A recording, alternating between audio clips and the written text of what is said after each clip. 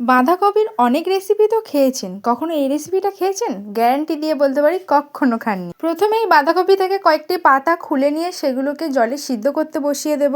এরপর একটি প্যানে তেল গরম করে একের পর এক কেটে রাখা আলু, পেঁয়াজ, লঙ্কা, টমেটো সমস্ত কিছু দিয়ে একটু ভেজে নুন আর হোমমেড মশলা দিয়ে দেব। ছোট করে কেটে রাখা বোনলেস চিকেনগুলো দিয়ে ভালো করে ভেতরের পুরটি তৈরি করে নেব। এরপর অন্য একটি পাত্রে বেসন, নুন ও হোমমেড মশলা ভালোভাবে গুলে নেব।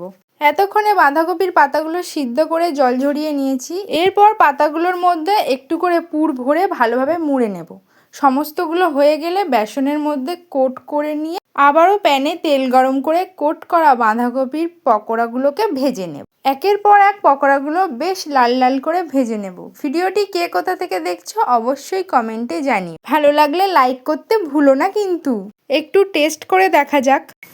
অতুলনীয় ফাটাফাটি স্বাদ।